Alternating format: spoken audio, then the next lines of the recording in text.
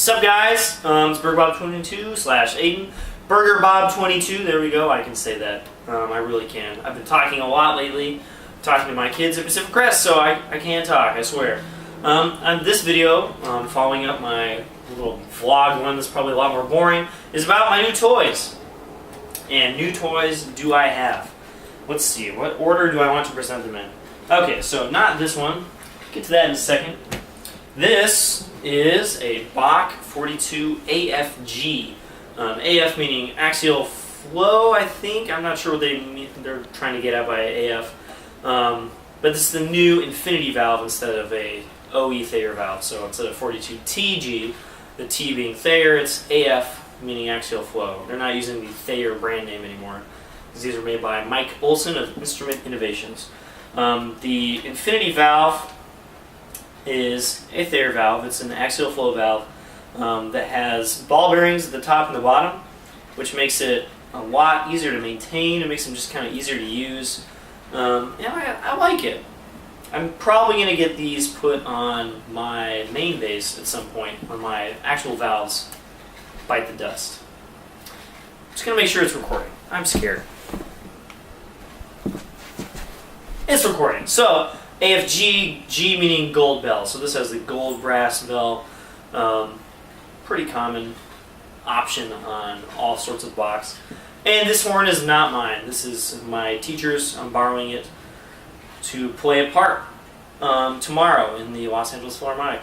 My instrument, my 42B Corporation instrument, is currently in Seattle area, being demolished, taken apart, and put back together with a new valve, the Instrument Innovations ball bearing rotor. And we'll see how that goes. I'm not sure how it's going to turn out.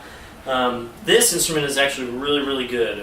My teacher went to the Bach factory and picked this out himself out of dozens and dozens of other 42s. And it's one of the better 42s I've ever played. I'm not sure if it's the best. I think there's probably better ones out there, but for a stock instrument, this is all stock. I mean, it's all matching. This is really good. The reason I bring this up is because I have a new mouthpiece for tenor.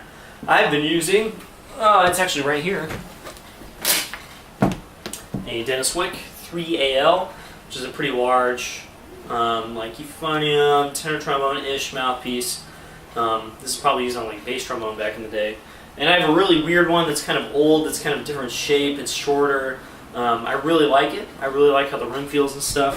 But, I want to try new stuff out. And at ITF, there's a Greg Black dealer, Dylan Music, and they had the Greg Black New York series, which I've heard really good things about.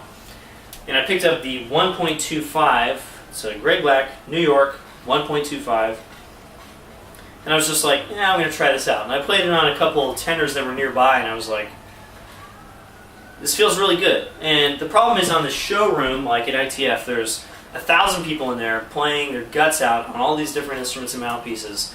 And you can't really tell how it sounds or how it feels because of that situation. But I bought it anyway because it felt really good. And playing it for the last month on tour, I've been playing the Jupiter Marching Euphonium with it. It has also felt really good. I'm like, okay, I can't be too wrong about this.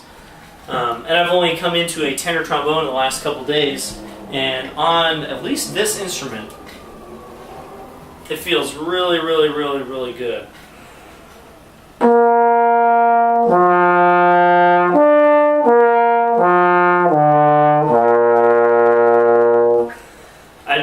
It's very even, it's very easy to play. It makes the high range really easy, it's flexible, it makes the low range really easy.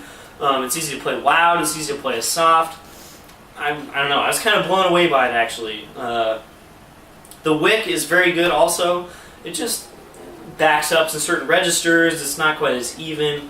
I'm not sure about the sound. This sound is very modern tenor trombone. I like it a lot. So, I don't know, you have my endorsement anyway for the Greg Black New York 1.25, which is a large rim. I think it's like a 2G-ish size rim, which is bass trombone size, but it's a much wider rim than a bass trombone mouthpiece would probably have. I don't know. I like it a lot. This is a really good mouthpiece. We'll see if I like it on my instrument when I get it back. Next toy, what do I got here? Okay, so this is a bass trombone. It's kind of hard to tell, but I got a new slide.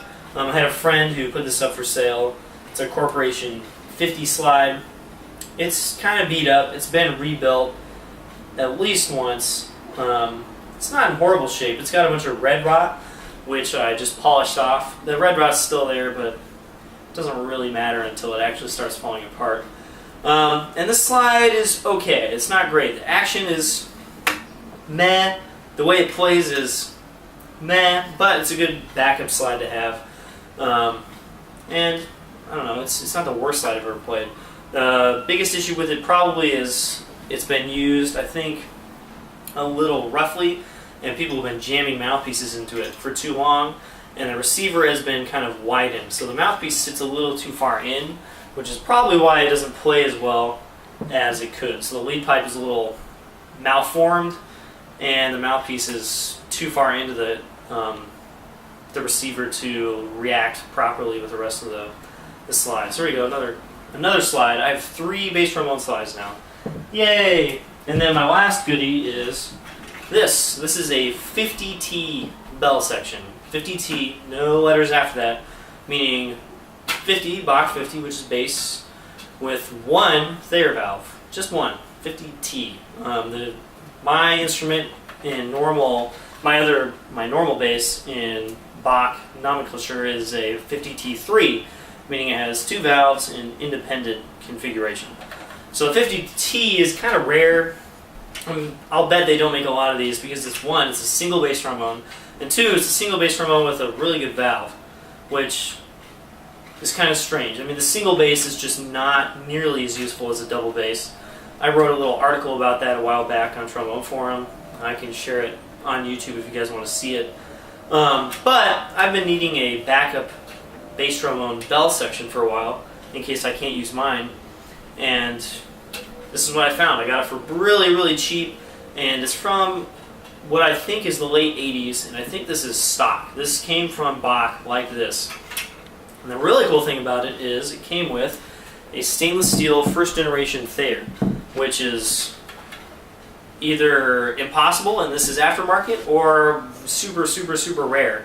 And they only made a few of these because I have never seen a Bach come from the factory with one of these original Thayers like this. So this is a really cool example of a Bach, and it's in really, really, really good shape too, which is kind of odd for how old it is, which is not super old, but at this point this horn is at least 20, 25, 26, 27 years old, and it's basically immaculate. There's a couple dents here and there, but all the lacquer is here. The valve was a little dirty. I think I still need to clean it more, but it seals really well. It's in much better shape than my other valves. And all the slides and stuff move great. This is a really, really good bell section. It's very light. It responds very quickly. With this slide, of course, it's not the greatest because this slide is not great.